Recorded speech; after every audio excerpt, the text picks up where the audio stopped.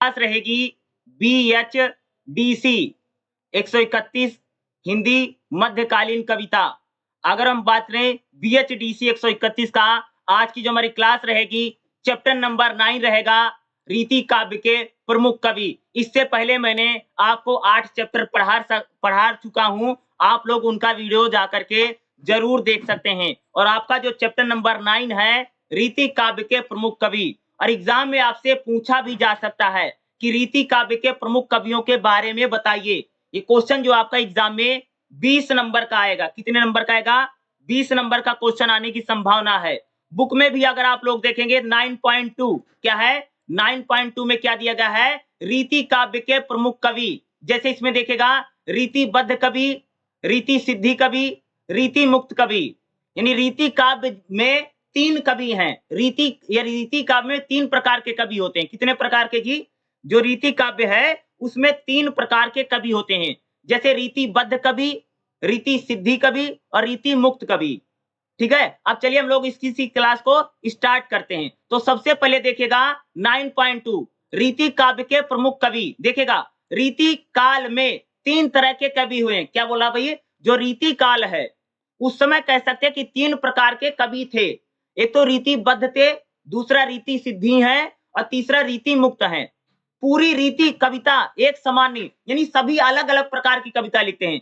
जैसे रीति मुक्त कवि कुछ अलग प्रकार के लिखेंगे, रीति सिद्धि कवि अलग प्रकार के, और रीति मुक्त कवि जो होते हैं वह अलग प्रकार की कविताओं को क्या है यहाँ पर लिखते हैं।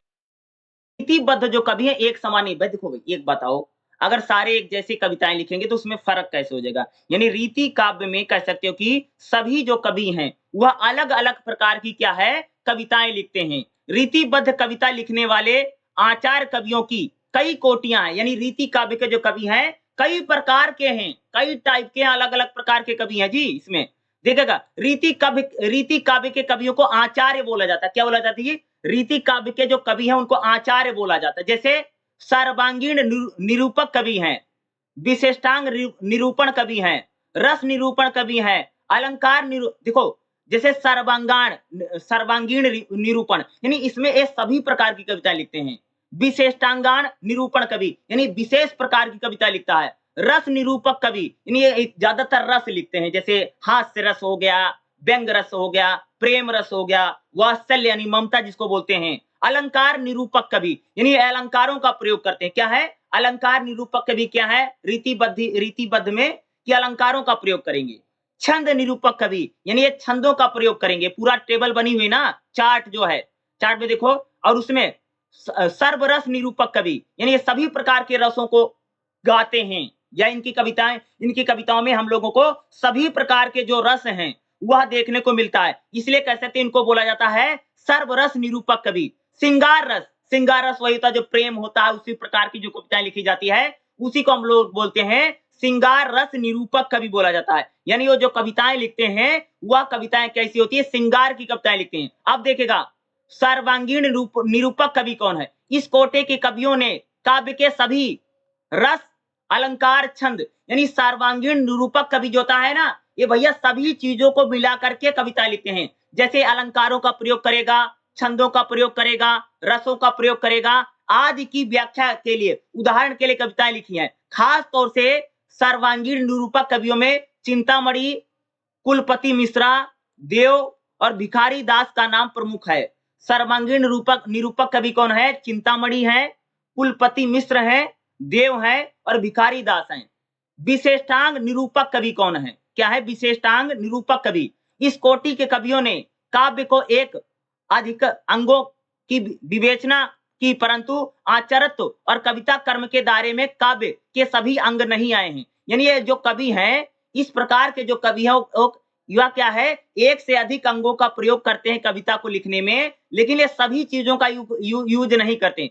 यानी खास तौर से किसी विशेष चीज पर, यानी किसी विशेष अंग पर अलंकार निरूपक आचार्यों को जाना जाता है। जबकि मतीराम ने अलंकारों पर ललितम और श्रृंगार रस पर रसराज नामक ग्रंथ लिखा है। यानी विशेषांग निरूपक कवि जो हैं या किसी खास चीज को या किसी विशेष चीज को लिखने में इनकी महारत हासिल होती है।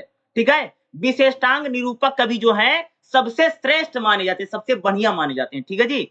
रस निरूपक कवि हैं। इस कोटि के कवियों ने रसों का बहुत ज्यादा प्रयोग किया है। कौन से हैं जी? जो रस निरूपक कवि हैं। और रस निरूपक कवि दो प्रकार के होते हैं, सर्वरस निरूपक कवि और श्रृंगार निरूपक कवि। सर्वरस क्या है? ऐसा कवि भैया, ऐसा रीतिबद्ध कवि या रीति काल के ऐसे कवि हैं जो सभी प्रकार के रसों को, यानी श्रृंगार रस, वीर रस, प्रेम रस, हास्य रस, सभी प्रकार के रसों को गाता है। ठीक है? वो हंसी मजाक भी गा देगा, वो प्रेम भी गा देगा, वो माँ की ममता को गा देगा। ठीक है? सभी प्रकार के रसों का प्रयोग करेगा। सर्वरस निरूपक कवियों में जैसे पद्माकर, रसलेनी, बेनी प्रवीण आदि जो कवि हैं माने जाते हैं। श्रृंगार निरूपक कवि, यानी रीति काव्य में श्रृंगार रस का सबसे ज्यादा महत्व है। भैया रीति काल में अगर देखोगे श्रृंगार खूब गाएगा। श्रृंगार मतलब समझते हो? वही जो प्रेम संबंध होता है, नायक नायिका है, जो उसको बोलते हैं श्रृंगार रस। ठीक है जी, वही श्रृंगार रस होता है। ठीक है, इस समय कह सकते हैं प्रेम को बहुत गाया गया है, जैसे राधा कृष्ण का प्रेम गा दिया है। ठीक है, गोपियों के साथ कृष्ण रास रचाते थे, यही इसी को बोलते हैं श्रृंगार रस। यानी जैसे तुम लोग फिल्मी गाने नहीं सुनते हो, हीरो गा रहा है कि भाई हीरोइन ऐसी है, उसकी आंखें झील जैसी हैं, ठीक है, उसके नाक ऐसे हैं, गाल संतरे जैसे हैं या टमाटर जैसे हैं, यही का है श्रृंगार रस है। यानी सुंदरता का जब गुणगान किया जाए, किसकी? स्त्री सौंदर्यता को जब गाया गया है, उसी को हम लोग बोलते हैं श्रृंगार। यानी प्रेम को जब गाया गया है, प्रेम देखो, अश्लीलता को नहीं जी। ठीक है, अश्लीलता को प्रेम नहीं मानते। ठीक है, न्यूडिटी यानी अश्लीलता को प्रेम नहीं माना जाता है, बल्कि कह सकते हैं कि श्रृंगार यानी प्रेम को श्रृंगार के रूप में गाया है। जैसे मतीराम है, कृष्ण भट्ट देव है, इन लोगों ने क्या है? श्रृंगार निरूपक कवि हैं, यानी इन्होंने श्रृंगार गाया। अगला देखिए, अलंकार निरूपक कवि कौन है? यानी जिन कवियों ने अपने कविताओं में अलंकारों का प्रयोग किया है या अलंकारिक कविता का प्रयोग किया है, काव्य चमत्कार पैदा करने के लिए उन्होंने अलंकार का प्रयोग किया। देखो, अलंकार का कवि वही प्रयोग करते हैं जो भैया मेरे खूब बढ़ा चढ़ा के बातें करेगा। क्या करेगा जी? खूब बढ़ा चढ़ा के बातें करेगा। उसी को बोलते हैं, एक उसी में एक अलंकार होता है अतिशोक्ति अलंकार। क्या होता है? अतिशोक्ति अलंकार। जैसे कई कहानियों कविताओं में सुनोगे, इतना बढ़ा चढ़ के बताएंगे, राजा तो इतना महान था कि उसका जो घोड़ा था ना, वो हवा से बातें करता था। ऐसी कविताएं सुनी ना कि फलाने का जो घोड़ा था वो हवा से बातें करता था। एक यानी कहने का मतलब क्या है कि वो अलंकारों का प्रयोग करके वो बात कर रहा है कि घोड़ा जो है हवा से बातें करता है, यानी इतनी तेज गति से चलता था कि जैसे हवा से बातें कर रहा हो। इसी को बोलते हैं अलंकारों का प्रयोग करे कवि जब करता है। ठीक है, या नायिका को लेकर के वो बता रहा है कि नायिका ऐसी है, इतनी ज्यादा सुंदर है कि उसको सामने चंद्रमा भी शर्मा जाए या इंद्र की परियां भी शर्मा जाए, इस प्रकार से कह सकते हैं। इस प्रकार की जब कविता लिखी जाती है, इसको बोलते हैं अलंकारों का प्रयोग है। ठीक है, क्या है? अलंकारिक भाषा या चमत्कारिक, ये शब्द बनाता है, चमत्कारिक भाषा का प्रयोग करते हैं। तो अलंकार क्या है? अलंकार में हम लोग भाषा की सुंदरता आ जाती है, यानी भाषा को जब बहुत बढ़ा चढ़ा करके, ठीक है, यानी कहने का मतलब अगर थोड़ी सी है और बहुत बढ़ा चढ़ के बताया जा रहा है कि फलानी तो बहुत सुंदर है। ठीक है, इस प्रकार के कह सकते हो। ठीक है, बहुत बढ़ा चढ़ा के जब बातें, उसी बोलते हैं अलंकारिक भाषा का प्रयोग करता है कवि। ठीक है, जैसे कई बार देखो, जैसे रामायण है, महाभारत है, उसमें जैसे कई कई हमारी जो देसी या जैसे सॉन्ग होते, गाने होते हैं, उसमें बोला जाता है कि अलग अलग भाषाओं में जैसे आता है कि भैया इतना ज्यादा पराक्रमी थे, इतना ज्यादा बलशाली थे कि वो एक को मारते थे, चार देख करके भाग जाते थे। ठीक है, क्या है? ये अलंकारिक भाषा, यानी कवि अलंकारिक भाषा का प्रयोग करता है, यानी चीजों को बढ़ा चढ़ा के खूब गाता है, लिखता है। छंद निरूपक कवि क्या है? इस कोटि के कवियों ने छंदों का प्रयोग किया है और छंदों का प्रयोग करके कविताएं लिखी हैं। हालांकि कवित्व की दृष्टि से आज उनका विशेष उल्लेख नहीं किया जाता है। मुरलीधर, भूषण, भिखारी, सुखदेव मिश्र आदि जो है छंद निरूपक कवि, इन कवियों ने भैया छंदों का प्रयोग किया है। अब अगला देखिए, क्या रीतिबद्ध कवि कौन कौन से हैं? देखो, रीतिबद्ध का मतलब होता है कि हिंदी साहित्य में रीति निरूपण का प्रथम प्रयास भक्ति काल। भैया रीति काल जो है वह भक्ति काल के आसपास ही शुरू हो गया था। जब हमारे देश में भक्ति काल चला या भक्ति काल समाप्त होने, भक्ति आंदोलन वही है, ठीक है, भक्ति मूवमेंट। तो भैया भाई मेरे, जब भक्ति काल समाप्त होने वाला था, उसी समय कह सकते हो कि हमारे देश में रीति काल चल पड़ता है। ठीक है, विशेष रूप से रीति निरूपण की प्रवृत्ति सबसे पहले केशव दास ने दिखाई।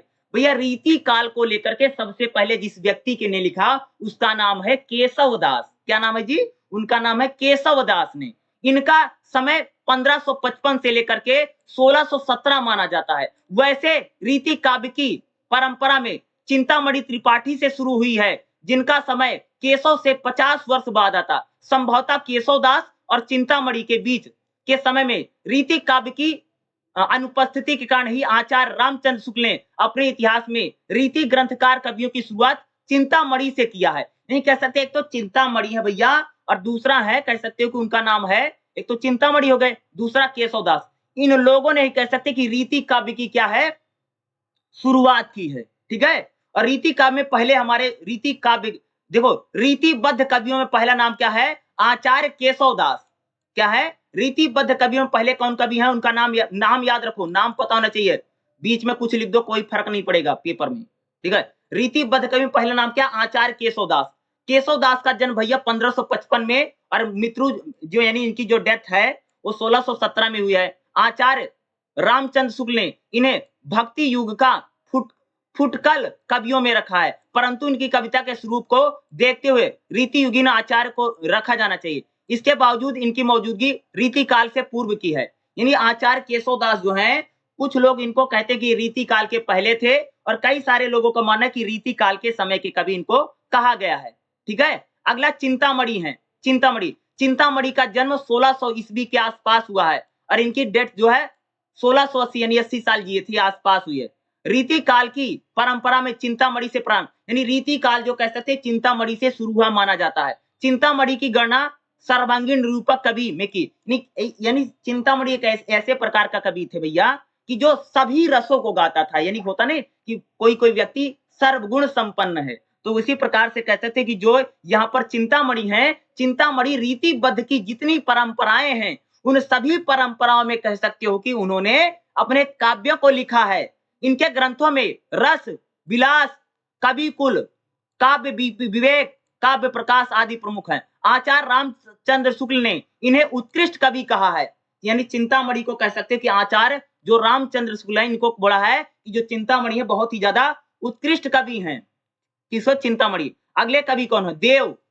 ये भी क्या है, रीति काल के कवि हैं। देव का जन्म 1673 में हुआ है और डेट 1769 ठीक है, कहने का मतलब हुई है।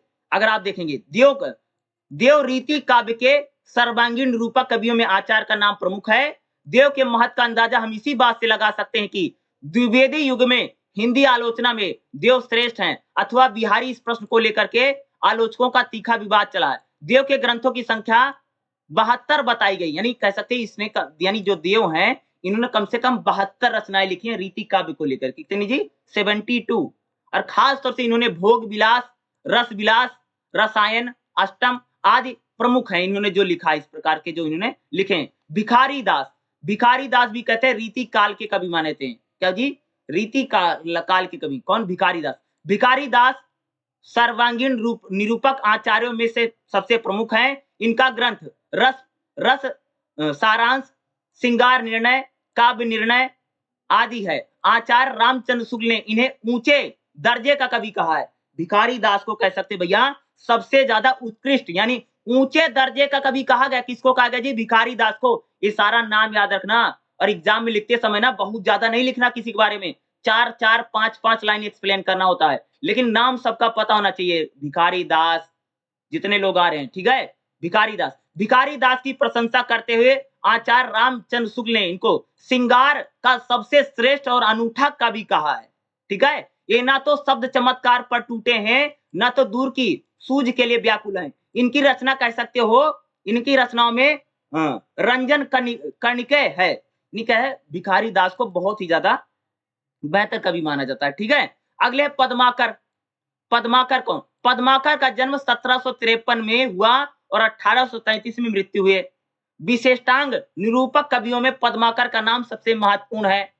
पद्माकर ने पद्म भरण या हिम्मत बहादुर, रुदावली आदि ग्रंथों की रचना की है। ठीक है, पद्म भरण में अलंकारों का निरूपण हुआ है, इसी कारण इनकी गणना सर्वरस निरूपक कवियों में की जाती है। किसका, पद्माकर, नाम याद रखना। मतीराम भी जो है उनका जन्म 1603 में हुआ और इनकी मृत्यु 1701 में हुई है। यद्यपि इनको रीतिकालीन आचार्यों के कर्म के 3 क्षेत्र रस, अलंकार, छंद पर ग्रंथों के मतीराम जो है इन्होंने अलंकारों का प्रयोग किया है, छंदों का प्रयोग किया है, ग्रंथ यानी अलंकार, रस, छंद सबका इन्होंने प्रयोग, परंतु रसों में इनका सर्वरस निरूपण नहीं है। इन्होंने श्रृंगार रस को अपने ही कवि कर्म में शामिल किया है। श्रृंगार रस में नायक नायिका के भेद पर रसराज काफी प्रसिद्ध है।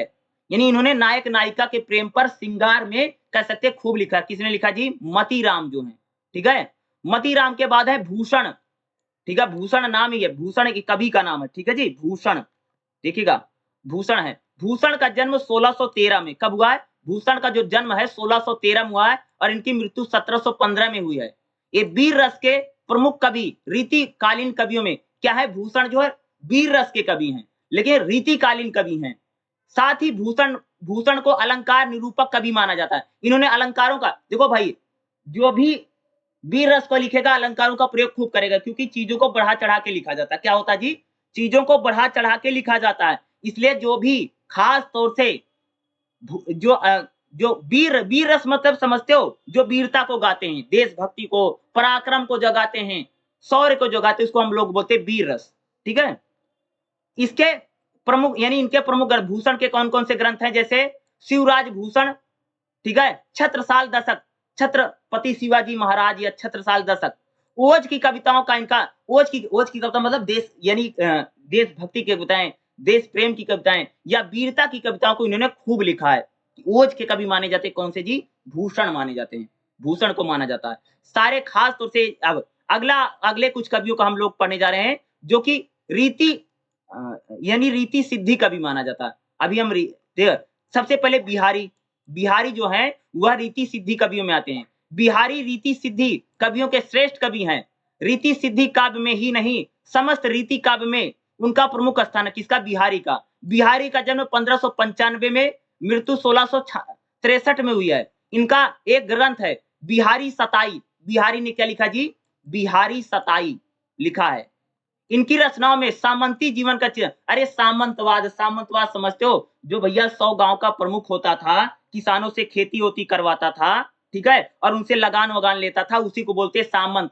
पहले जमींदार वमींदार नहीं होते थे, तुम सबने इतिहास में पढ़ा होगा, जिन बच्चों के पास हिस्ट्री होगी उन्होंने सामंतवाद पढ़ा होगा। पहले के जमाने में जब अंग्रेजों का समय था, उससे पहले भी हमारे देश में सामंतवादी विचारधारा है। सामंतवाद में क्या होता है कि एक राजा होता है, फिर राजा क्या करता है जी? अपने अलग अलग लोगों को नियुक्त करता है, ठीक है, यानी उसके एक प्रकार के, और वो जो सामंत होते हैं वह किसानों से खेती करवाते हैं, लगान लेते हैं, और फिर जो पैसा था राज खजाने में जमा करवा देता है, तो यानी वही सामंती समाज है। तो बिहारी जो है कह सकते एक प्रकार से सामंती जीवन को खूब लिखा। किस प्रकार से जो सामंत थे वो किस प्रकार से किसानों पर अत्याचार करते थे, शोषण करते थे, उनका दमन करते थे, इस प्रकार की चीजों को कह सकते कि बिहारी जी ने खूब लिखा है, ठीक है। अगला देखिएगा, बिहारी के बाद अगला कौन कवि है? रीति मुक्त कवियों में घनानंद है। अब हम देखेंगे रीति मुक्त कवि कौन कौन से। तो पहला नाम है भैया घनानंद, ठीक है। देखा, घनानंद का नाम रीति मुक्त और रीति स्वच्छंद कवियों में सर्वोपरि है। रीति मुक्त का मतलब यानी रीति काव्य की तरह जैसी कविताएं लिखी जाती थी, ये लोग उस प्रकार की कविताओं को इन्होंने बिल्कुल नहीं, नाम सारे याद रखना तुम लोगों को, बस खाली नाम, जन्म कब हुआ, इनकी मृत्यु कब हुई है, और इन्होंने कौन कौन सी कविता लिखी। बाकी तो तुम कुछ भी लिख दो, चल जाएगा पेपर में, ठीक है, क्योंकि बाकी चीजें टीचर ध्यान नहीं देता है, ठीक है।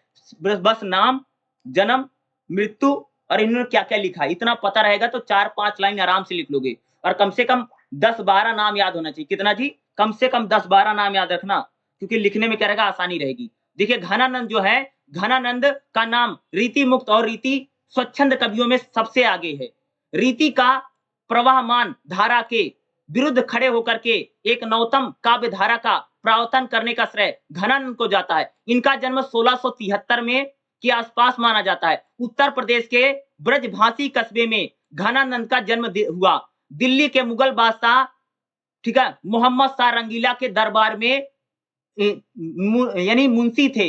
यही इनका अनुराग सुजान नामक वैश्या से बताया जाता है। यानी क्या है कि एक वैश्या थी जिनका इनका रिलेशन हो गया था, संबंध बन गया था, ठीक है। किसका जी? एक घनानंद का, यानी उससे प्रेम करने लग गए थे। और कौन थी? ये मुगल बादशाह जो है बहादुर शाह रंगीला के दरबार में एक वैश्या थी, उसके साथ इसका क्या था, संबंध बन गया था। दरबारियों के षड्यंत्र के कारण घनन को दरबार से निकाल दिया गया। यानी दरबारियों ने भैया षड्यंत्र कर दिया कि इनका भैया इसके साथ वैश्य के साथ रिलेशन है, इसलिए इनको निकाल दिया गया। किसको, घनानंद को जी। बादशाह के कहने पर पद ना गाने और सुजान के कहने पर गा देने वाले इस प्रेमी कवि को बादशाह के क्रोध का भोगी बनना पड़ा और दरबार से निकलना हासिल हुआ। ऐसे में घनानंद ने सुजान को अपने साथ चलने को कहा, पर उसने इनकार कर दिया। परिणामतः उसका गहरा आघात लगा। वह वृंदावन आकर के, ठीक है, निम्बकाचार संप्रदाय में दीक्षित हो गए। क्या है, ये जो यहाँ पर जो नाम आ रहा है, जैसे मैंने बताया, इसमें सुजान, सुजान उसी वैश्या का नाम है,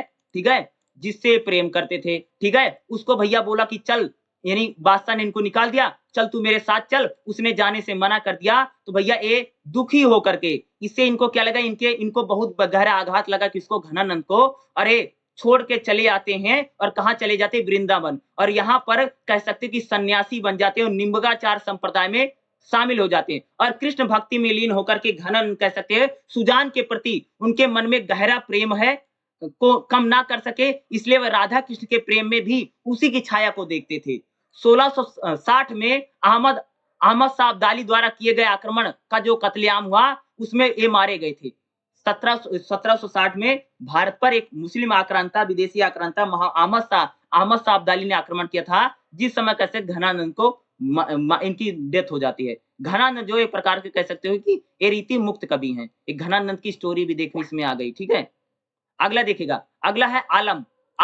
आलम रीति मुक्त धारा के दूसरे कवि हैं। अकबर कालीन आलम शेख नाम की एक रंग रोजनी से प्रेम करते थे। इस प्रेम घटना के प्रसिद्धि बहुत मिली। इनके कुछ विद्वानों दो अलग अलग आलम कवियों की कल्पना करते हैं, परंतु कोई प्रमाणिक तथ्य न मिलने पर माना जाता है कि इनको यह भी भैया प्रेम करते थे। अरे क्या है, रंग रोजनी से क्या करते हैं, ये नाम है, शायद किसी लड़की का नाम है, इससे प्रेम करते। ये भी क्या है, एक प्रकार के आलम जो है, यह भी श्रृंगार रस की कविताएं लिखते थे। किसका जी, श्रृंगार रस। और अकबर के समकालीन माने जाते हैं। कौन, आलम जो है अकबर के समकालीन। दूसरे आलम का अस्तित्व नहीं कहा जा सकता है। आलम मूलतः ब्राह्मण थे, किंतु रंग रेजनी शेख के अनुरागवश मुसलमान हो गए थे। क्या है, ये प्रेम में कह सकते हैं, प्रेम में पढ़ करके, क्या नाम है, रंग रोजनी शेख एक लड़की थी, जिसके प्रेम में पढ़ करके इन्होंने हिंदू धर्म छोड़ करके इस्लाम को कबूल कर लिया था। क्या, इस्लाम यानी मुसलमान धर्म को इन्होंने अपना लिया था।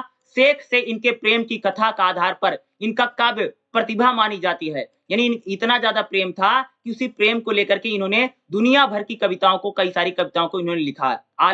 आलम जो है। ठाकुर ठसक, ठाकुर शतक नामक दो काव्यांश हमारे तैयार करने वाले कवि ठाकुर रीतिकालीन मुक्त श्रृंगार कवियों में प्रधान कवि माने जाते हैं। इनका पूरा नाम ठाकुर दास था। इनका जन्म 1766 में ओछा मध्य प्रदेश में हुआ था। श्रीवास्तव खरे कायस्थ परिवार में माना जाता है, यानी एक कायस्थ परिवार में इनका जन्म हुआ था। ये अकबर युग के आगरा के 60,000 सेना में के अफसर रहे। बुंदेलखंड के जैतरपुर नरेश केसर सिंह के पुत्र, बिरजापुर नरेश केसरी सिंह के, बांदा नरेश गोसाई के, कह सकते हैं राजाओं के इन्होंने आश्रय दिया है। कैसे, ठाकुर विशुद्ध प्रेमी थे। प्रेम की एक निष्ठा उनके जीवन में मूलधार रही। आचार्य शुक्ल ने इसलिए इनका लिखा है, ठाकुर बहुत ही सच्ची उमंग के कवि थे। उनकी कृत्रिम का लेस नहीं है। ये ना तो शब्द आडंबर, ना ही कल्पना की झूठी उलान करते थे। यानी कहे प्रेम को बिल्कुल ये सही लिखते थे। कौन भैया, जो ठाकुर हैं, ये सारे कवि हैं। बोधा रीति मुक्त काव्य धारा में कह सकते कि प्रमुख कवियों में बोधा नाम का भी महत्वपूर्ण है। इनका पूरा नाम बुद्धि सेन था। ठीक है, बुद्धि सेन जिसको बोधा बोला जाता है।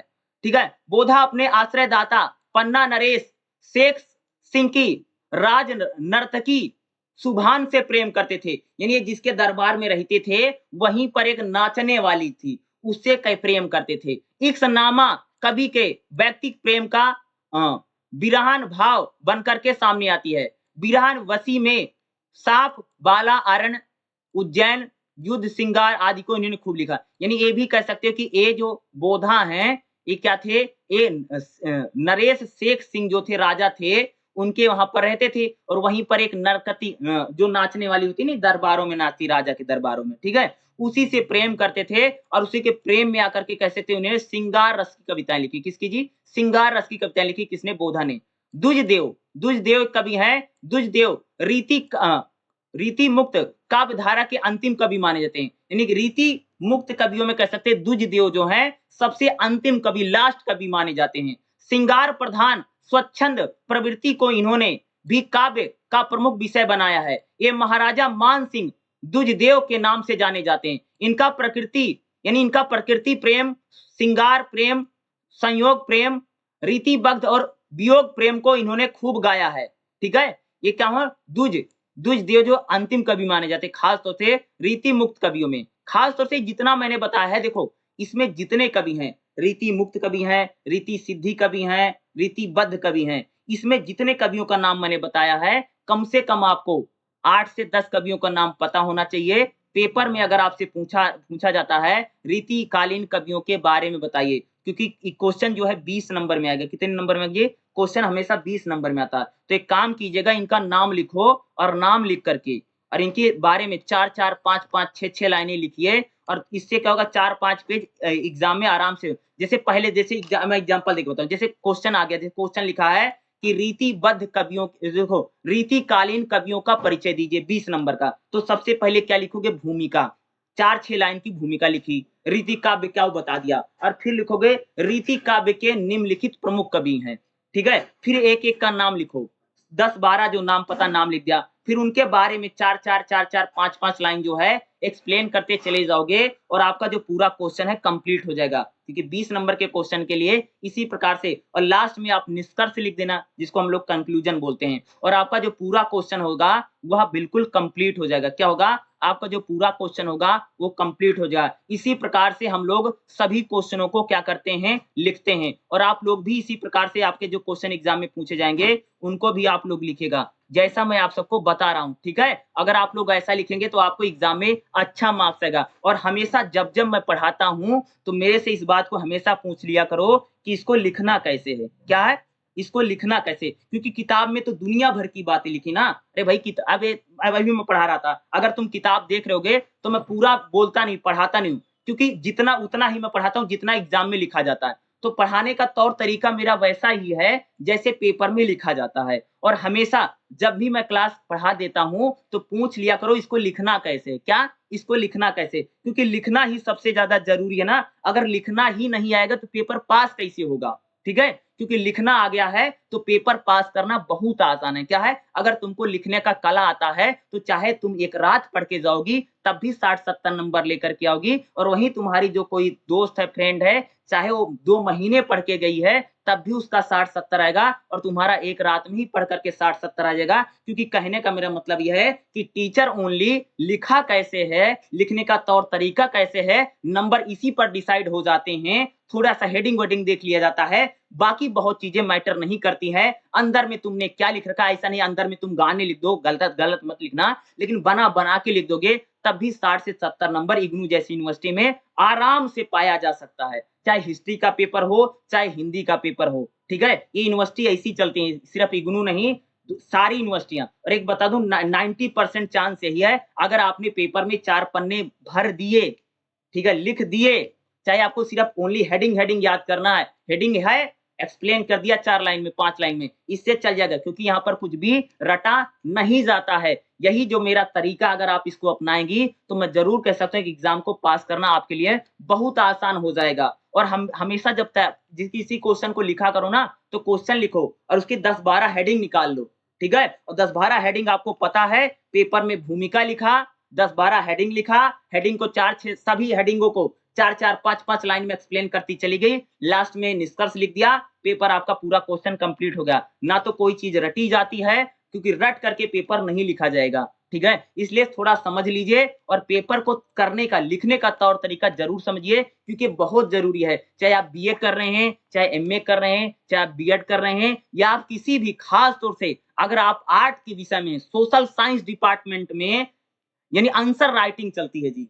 ठीक है, ये कोई मैथ का पेपर नहीं है, ये कोई साइंस सब्जेक्ट नहीं है। मैं आपको कोई साइंस नहीं पढ़ा। देखो साइंस में ना अगर साइंस में 20 नंबर का क्वेश्चन है ना, अगर उसमें तुमने बता दिया चाहे 2 लाइन में, तो आपको 20 का 20 मिल जाएगा। लेकिन आर्ट में ऐसा नहीं चलता है। ये सोशल साइंस डिपार्टमेंट में यानी हिस्ट्री, पॉलिटिकल साइंस, हिंदी, यहाँ पर ऐसा नहीं चलता है। यहाँ पर अनुमान आधारित नंबर हैं, ठीक है? यहाँ पर पूरे मार्क्स मिलना बहुत डिफिकल्ट है, ठीक है? क्योंकि पेपर चेकिंग ही कुछ इस तरीके से की जाती है, ठीक है? क्योंकि उसको बहुत ज़्यादा पढ़ा, क्योंकि आर्ट साइड में हिस्ट्री है, पॉलिटिकल साइंस है, सोशियोलॉजी, हिंदी है, यहाँ पर चेकिंग ऐसी चलती है। आप जितना बेहतर पेपर अटेम्प्ट कर पाएँगी, उतना ही ज़्यादा नंबर आएगा।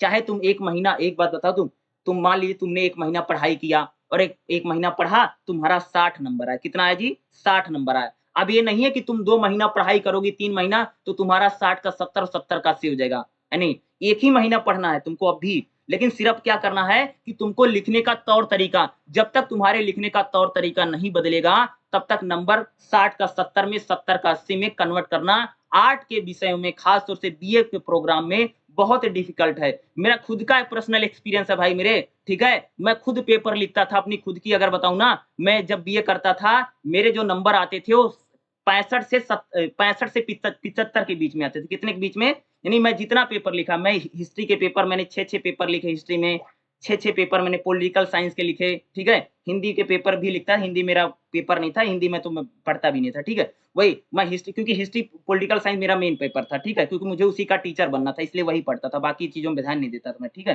तो हिस्ट्री के मैंने 6 पेपर लिखे, पॉलिटिकल साइंस के मैंने 6 पेपर लिखे, बल्कि मैं अपने एमए की बताऊँ, वहाँ पर भी मैंने उतने पेपर, मेरे बीए में भी उतने नंबर आते थे 65 से 75 के बीच में, और एमए में भी 65 से 75 के बीच में आते थे, और मेरा बीएड और एमएड में भी अगर बताऊँ, वहाँ पर भी उतने नंबर आते। यानी मेरा कहने का मतलब है कि जब तक लिखने का तौर तरीका नहीं बदलेगा, तब तक मार्क्स को बदलना बहुत मुश्किल है। खास तौर से हिस्ट्री है, पॉलिटिकल साइंस है, इसमें आंसर राइटिंग पे ही नंबर दौड़ रहे हैं। क्या है? इस पर आंसर राइटिंग जितनी बेहतर है, जितना बेहतर पेपर लिख दिया, नंबर उतने आ गए। क्योंकि यहाँ पर अनुमान आधारित नंबर है। टीचर को जितना तुमने ललचवा दिया, जितना वो लालायित हो गया, आपके आंसर को देख करके खुश हो गया, उतने नंबर दे करके चला जाएगा। आपने हेडिंग बना दिया, आपने डायग्राम बना दिया, आपने उसमें कुछ डायग्राम छाप दिया, आपने टेबल बना दी, इससे ही सारे नंबर चलते हैं, ठीक है? इसी को अपना करके आप 60, 70, 75 नंबर भी, 80, 80 नंबर भी आराम से लाए जा सकते हैं। सिर्फ लिखने का तौर तरीका ही से ही नंबर ज्यादा आ सकता है।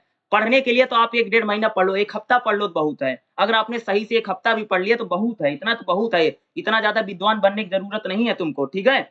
सिर्फ लिखने का तौर तरीका अगर आपको आता है, तो नंबर आपके जरूर आएँगे, मैं दावे के साथ बोल सकता हूँ, ठीक है? क्योंकि मेरा पर्सनल एक्सपीरियंस है, ठीक है? मैं खुद पेपरों में, अपना एमए के पेपर की बात करूँ, मैं एमए का अपना पेपर लिखता था, तो वहाँ क्योंकि मैं पढ़ाता था, मेरे पास समय नहीं होता पढ़ने का, ठीक है? एक चीज़ मैं बता दूँ, ठीक है? कि मैं एमए करता था, मैं खुद पढ़ाता था, उस समय पढ़ाता था, ठीक है? तो मेरे पास इतना समय नहीं था कि मैं अपना पेपर पढ़ूँ। मैं भी 2 दिन में ही पेपर पढ़ के लिख देता था, ठीक है? तो तब भी मेरा उतना ही नंबर आता था, चाहे मैं 1 महीना पढ़ के जाता था, चाहे मैं 2 दिन पढ़ के जाता था, नंबर मेरा उतना आता था। क्यों आता था? क्योंकि मेरा लिखने का स्टाइल हमेशा एक था। क्या था? लिखने का स्टाइल सेम रहा। तो लिखने का स्टाइल अगर आपका सेम रहेगा, तो आप कम पढ़िए या ज़्यादा पढ़िए, उससे क्या होगा, फ़र्क नहीं पड़ेगा। इस बात को मेरा हमेशा ध्यान रखिए, मेरा पर्सनल एक्सपीरियंस है, ठीक है? और मैं आपको जो बता रहा हूँ बातें, ठीक है? चलिए अगली क्लास जो होगी मैं आपको ज़रूर बता दूँगा, ठीक है? ओके।